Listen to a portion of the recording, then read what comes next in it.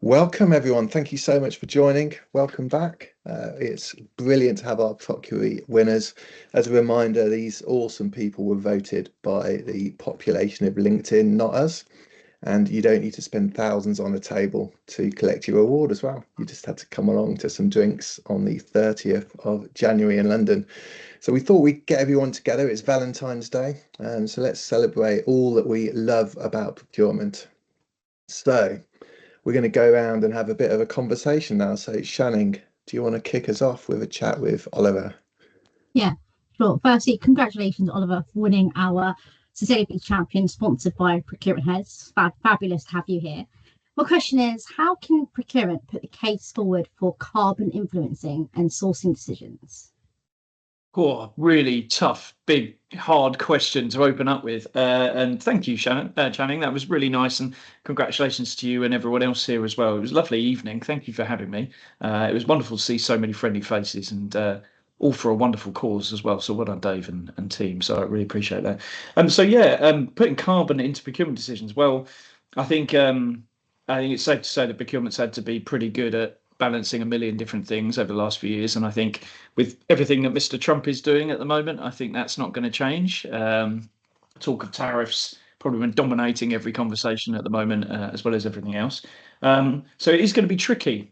I think it's undeniably difficult to understand how you can put sustainability into procurement decisions, but it's both worthwhile and it's important. So those things are good reasons to do it. I guess it's more of a case of how you can do it. I think the why for most should be fairly clear. I think whether it's for a profession, wanting to do more and create more value for the business, then I think it's important for the profession to be doing it. For the business to be doing it, it's another lens to look through in terms of innovation and cost and risk. So, those are good reasons. But the key question is how. So, one of the things that can be made easier is actually knowing how to do it and having methodology for it. So the Sustainable Procurement Pledge, which I very much champion and support, of course, as one of the steering team, we've spent the last 12 months creating a carbon pricing principles. So a 5-page document, which is actual practically how you can embed the cost of carbon into tender decisions. It's been developed with a couple of hundred different procurement and sustainability professionals working over a series of about 6 or 7 workshops. And that can be used. You can download it for free from spp.earth. You can start using it. And I'm chairing the kind of pilot group of companies that's actually embedding it. And it's written for procurement professionals by procurement professionals. And it sort of paves a way in which you can start influencing and engaging suppliers on the cost of carbon. And it's all in a language that I think procurement understands. So it's not the sort of thing you have to get your head around too much or read or go through also too many courses about carbon to understand. It's all written in the language that procurement knows and loves. And so I'm excited about that. But that's hopefully a how. But I would expect the why is also being challenged a little bit as well. But yeah, good question. Thank you very much for that. Really appreciate that. Thanks, Oliver. Awesome. So now, Laura, you've got a question for Luke. Yeah, I have, and congratulations to everybody for your awards. But this question is for you in particular, Luke. So obviously you've been sharing lots of useful content for procurement folk across LinkedIn, and you were nominated for your awards. So a question that we've got for you is around what sort of advice would you give to someone early on in their procurement career, and how you would share that experience to for them to go about building their own brand. Thank you, and I appreciate the nomination. Congratulations to everyone else as well. I'm sorry I couldn't be there in person, but childcare and all that jazz. So advice, I'd say a big one for me, and it's one that I've echoed more times than I can probably recall, is don't run before you can walk. And I do remember in my first year in the profession as a specific mentor telling me that. And the reason they told me that is because as soon as I got into the role, all I saw was cost. And all I thought, as soon as I got a set of suppliers, the first thing I was doing, like, right, how can I shave some of the costs off of this? And luckily I didn't do enough damage to cause any relationship damage, but it did get to a point where I realised, all right, okay, I'm not looking at the full picture here. You're like, when you're looking at a basket, and then you see like 200 quid saving, and you're like, oh yeah, I'll do that. And then it's like, a month's work. It's like, what have I actually done? But so that's one key piece of advice. And I think linking into that, it's okay to make mistakes. I make them all the time now still, and it's what refines our skills, and sort of makes us better at what we do essentially. And I suppose another one would be imposter syndrome. It's hard. It's easy for me to sit here and say, "Oh, believe in yourself and what you do," because it wouldn't be imposter syndrome if it wasn't. That's the whole point. It's trying to talk yourself out of that mindset. So what I'd probably turn that a bit and say, with your peers and your colleagues, lift them up, and then you would think kindness reciprocates kindness. So sort of lift everyone else up around you, really, because at the end of the day, everyone's in the same boat. And especially as a young professional, it's quite daunting, regardless of what profession you're in. But especially procurement, because it's a bloody minefield. So yeah, it's one. Yeah, so I'd say definitely lift people up, and I can guarantee there'll be someone there who'll do the same for you. Make mistakes, make as many as you can. And yeah, don't control your ego, I suppose, is the lesson learned from the first one. Yeah, they're probably my three key pieces of advice there. Brilliant. Thanks so much. There's so much to go out there from what you were saying around that imposter syndrome, but also about how to leverage your network in terms of giving back to your network and to other people in the profession, but also asking for help as well when you need it. So thank you for that. Awesome. So, question for me for Tanya now. So, Tanya, we've all absolutely loved your content over the last. I think you've only been posting for about 4 to 6 months, I think I read, and you've 4 to currently 5 got, months, yeah. and you're currently rapidly catching up with Tom Mills in terms of the Not number of quite. followers. I see Not you. quite. I see you beating Tom by Christmas. That's my own Okay. prediction. I But know. putting that to one side, there's a lot of nervousness about people getting started posting on LinkedIn. People are definitely scared about being judged, people thinking they're looking for a job, all the other reasons that we could raft. Why did you get started? And what would be your tips for people that are feeling nervous about getting started and just jumping into it? Okay. Yeah, thanks for the question. I do want to say thanks to everyone that won as well. Just it's the first time I'm meeting everyone, and congratulations.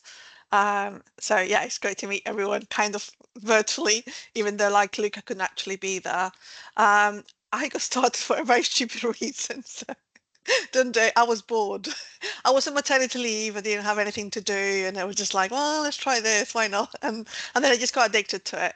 So, but I think most people have probably an ultimate goal more around trying to get a better job or trying to sell something. So those are good reasons to start, not like I did probably. So, I'm actually kind of mentoring someone. He wants to start posting, and she hasn't done it yet after 2 months. So I can relate to that, kind of fear and stuff. The advice that I gave her is, first of all, no one curse. No one curse as much as you think, mostly, right? So no one's, it disappears after a while. If you push something, next week is gone, so it doesn't really matter so much. You don't have to post straight away. Start small. You can start commenting, figuring out who's in your network, who you know, and kind of build a network over time. You don't have to post every day. You can post once a month. Every time an idea comes to mind, something you want to share. You don't have to be an expert, you can just give opinions or a personal story or something that is relevant in your profession. Or even teach people that are 2 or 3 years behind you. You don't have to be like, a head of procurement in our case, to be sharing your own ideas with people as well.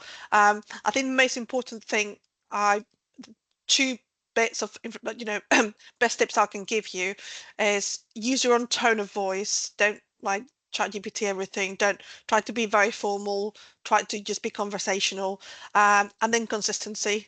So the algorithm loves consistency. So if you keep doing it, even once a month or once a week or whenever you can, eventually you will build your network and engagement. So can't hear you.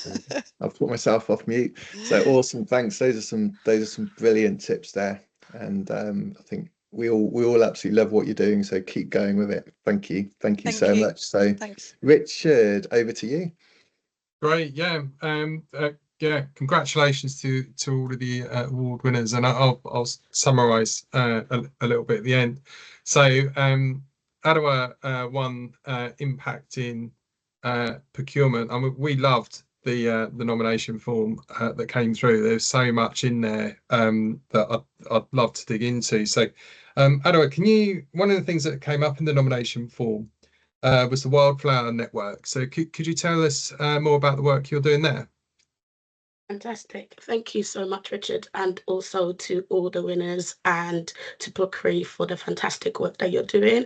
And I think it's evident that it shines the spotlight on some of the work that we're doing that which otherwise wouldn't be visible. So really good work that you're doing there.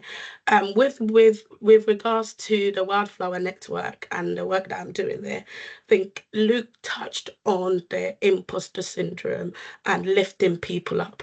And really, I started Wildflower Network to be the role model that I felt I didn't have when I was coming up through my career. And, we talked about intersectionality of, characteristics. So being a Black woman that was coming up in the ranks within procurement, also somebody that is from what we call a low socioeconomic background, I couldn't really find senior people that were in the industry that I felt I needed to see how they represented, how some of the behaviors, and also just guidance and direction. I really felt that when I was coming up, I lacked that. So I think Tanya mentioned about starting something in maternity. Mine was during the COVID period. And prior to that, had been mentoring. I mentor because I really feel like that's so important. So I've mentored with the Princess Trust. I've mentored with Social Mobility Foundation.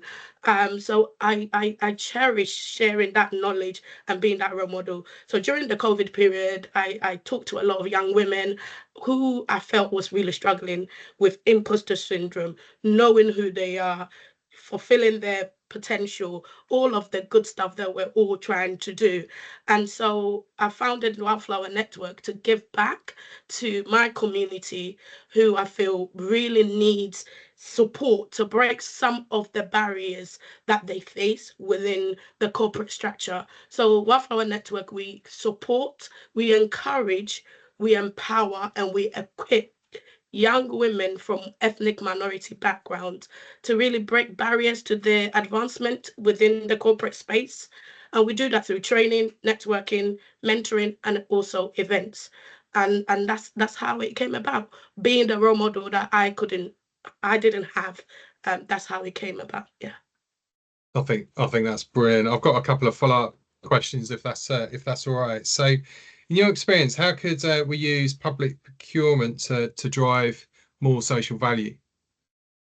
I think public procurement, at the heart of it, should promote and advance social value.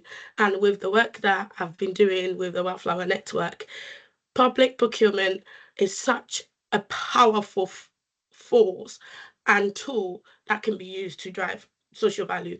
Every pound that is spent should better the lives of the community and the society.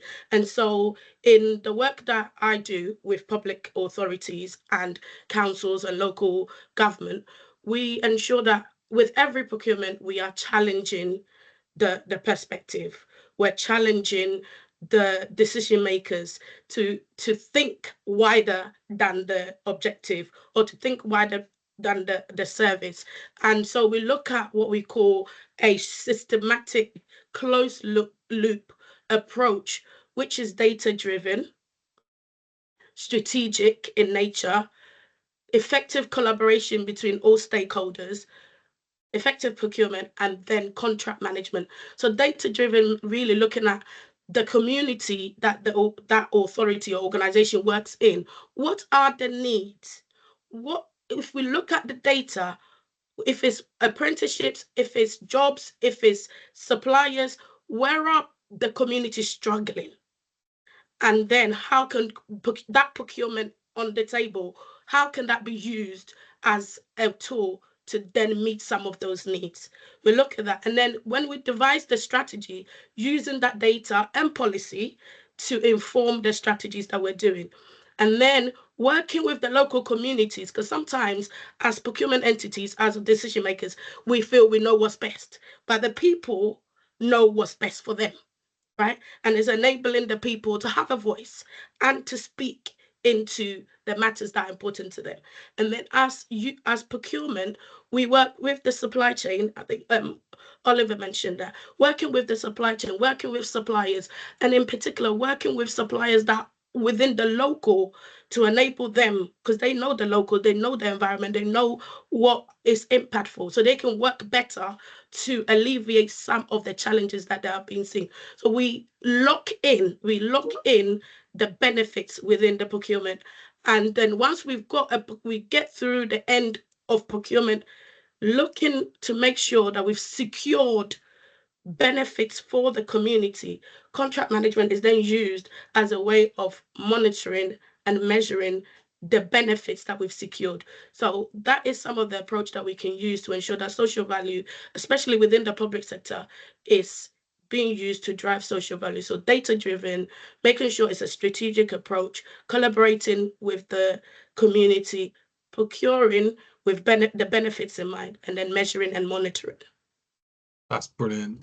Thank you. Just before sort of going to sort of additional questions, we sort of when we talked earlier, we sort of talked a bit about how does this all link in with supplier diversity and how that can deliver some more innovative solutions, which sort of was touched on in the submission. Could you sort of share a bit more about that? I think supply diversity is a competitive advantage for organizations, and sometimes it's viewed as an add-on or a bolt-on, but really in today's economic conditions, supply diversity has to be seen as an imperative and as an advantage, because it builds resilience within the supply chain, and it enables organizations to be able to respond quickly to some of the challenges that we've been seeing around the global with geopolitical issues. So organizations, again, have to look at their data, have to be looking at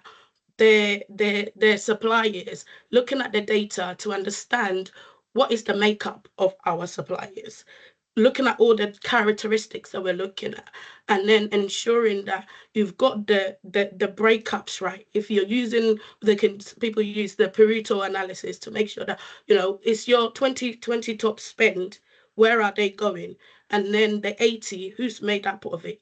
So doing the analysis to really understand what's the makeup of our suppliers, and then putting a strategy in place to within the local government. We do a lot of what we call meet the buyers, right, within the locality. So we open up, we speak to the community, we enable suppliers to speak to us so that we know who is in the market.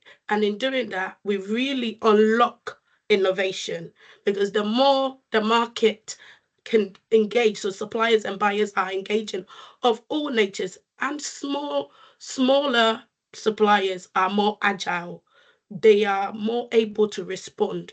And the more we encourage that, they are able to then develop innovative solutions for us. So that data-driven approach and a strategic approach, and again, collaboration, communication, really then enables supplier diversity to be at the forefront of what organizations are delivering. That was brilliant. Thanks, Adwa. Before we wrap up, has anybody got any other questions or anything anybody wants to cover? I do. Shani? Yeah. So obviously I work on the other end of the procurement spectrum. I'm a vendor.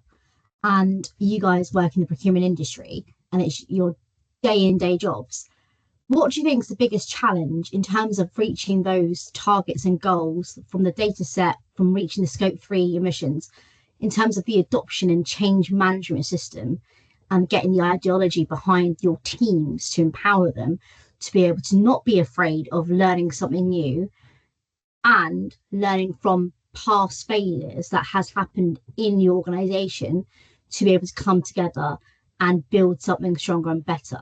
How is that going to be made possible, and how are we going to do that? Because it's education and mindset, and they are two very different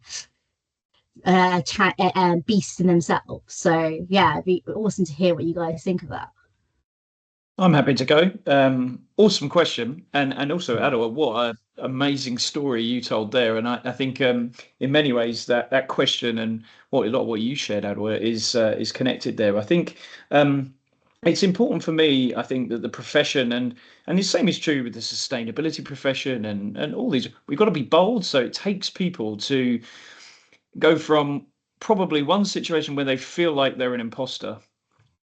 And I always find it funny, everyone talking about imposter syndrome, because I think everyone's got imposter syndrome. So how can it be a syndrome if everyone's got it? Is one of those sort of things I wondered. But how do you go from thinking that you don't know enough or you're not confident enough or whatever to being bold enough to try something different and prove the results with data, with value, and evidence and all of those things? And it takes that sort of people to take that first step and cross that chasm, as it's often referred to, and sort of wave from the other side and say, it's all right, I made it across, it's okay over here, you guys can follow me, you can do this too. Here's how I did it, here's how I made that first step. And I think it's a story that comes through all of what you've shared, is the ability to take a chance on something, try something new, do something, realize that it's actually not that bad, and actually it can be really useful, and do what you feel is right. And if you can start that, other people will follow, I think. But yeah, going back to Adwa, I mean, you tell a wonderful story, Adwa, but at the end of the day, it's data driven. There's proof points, there's evidence, there's strategy. So as lovely as it all sounds, it baked in good, hard, solid common sense, which I feel like the world is probably lacking of at the moment. So boldness backed by common sense, I think, is probably something that we can all learn from. So. Yeah, and to go back on that, Oliver, and thank you for that. I think, yeah, absolutely. I mean, we've got the data, right, and we've got the evidence, but then I think it's that culture, it's human nature, isn't it? Change is hard, so we've got to bring people along with us on the journey. So it's continuous communication with our stakeholders, with our supply chain, with our employees, to make sure that the benefits that we see, because we're dealing with it day in and day out, we are also selling it, and we're selling it well, and then we're enabling them by giving them the tools, right? Because nobody would do it if they don't really know how to use the tools, or they don't know how to approach it. So I think, yeah, the two things I would say is we've got to bring people along with us on the journey, and we've got to train and give the tools so that they can take part. Yeah, my own build on this is using champions in your team. So I think as a procurement, being in procurement a long time, originally I thought you could bring everyone on the journey with these kind of different ways of thinking, and I've quickly realized that 70% of people in procurement are quite happy just doing things how they've done them before. And what you need to find is the people that are actually passionate about making a change. If it's sustainability, people that are really passionate about sustainability. If it's diversity, inclusivity, people that really care about it. If you get those people championing it, building the case in the organisations, then as Oliver, you said, and Adwa, you said, people will follow. But trying to jump to getting your whole procurement team caring about stuff other than the cost. Luke, you picked on, you're one of the enlightened ones, you realised earlier in your career. But there's a lot of people in procurement, sadly, who are still very cost focused, and they're missing the other two key components, people and planet, of the triple bottom line. So yeah, so great question, Channing. Thanks for asking it. Anyone want to add anything, Luke? I do. I've got one else? for you, Luke. Actually, it's apprenticeship week this week, which you brought up on Monday, Luke. And I didn't realise that you're a former apprentice, so I'm even more delighted that that you won Rising Star, because we brought an apprentice through into the profession, and I think that's really exciting. So can you just sort of share a bit more about, for anybody who doesn't know much about apprenticeships, just sort of share a little bit more about that, please, and your journey through that? Yeah, of course. So for my sort of journey on it specifically, I was taken out of school when I was 13, so I had no education from 13. So in terms of getting a job, I was dad at 17, so I had to get one pretty quickly.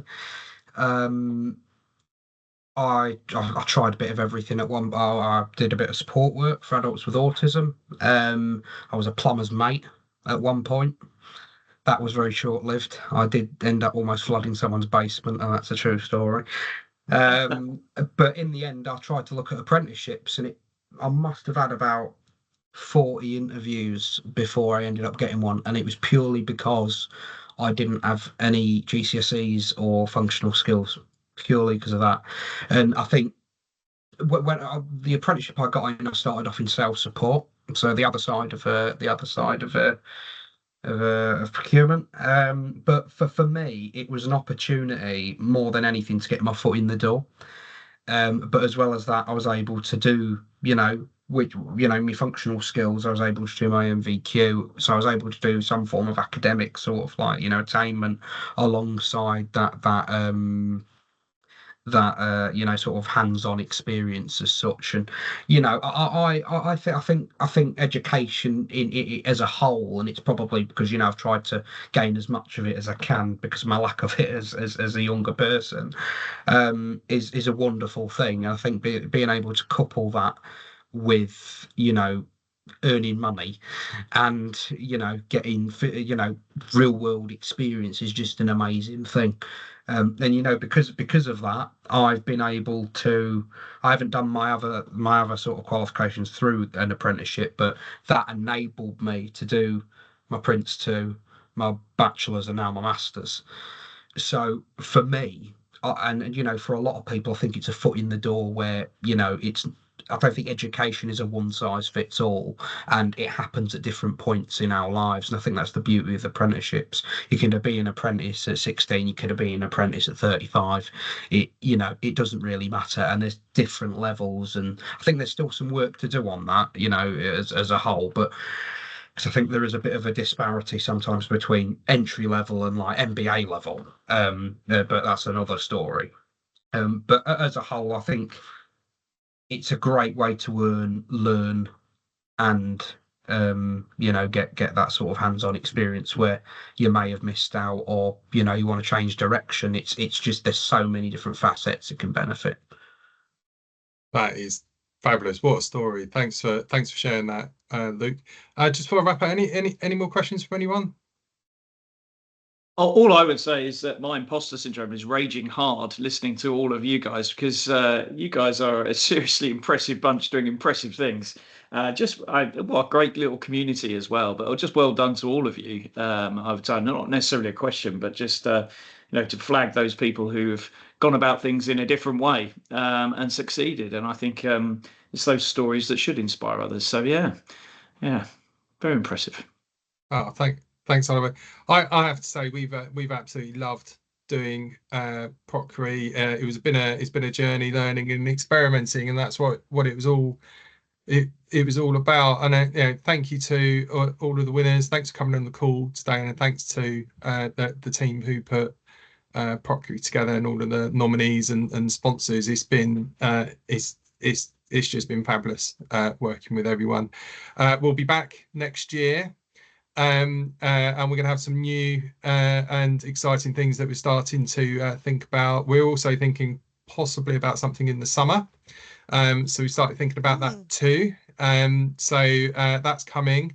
And I think that sort of leads me to say, look, thanks everyone. Thanks to everyone who's listened. And I'll finish off here with Happy Valentine's Day.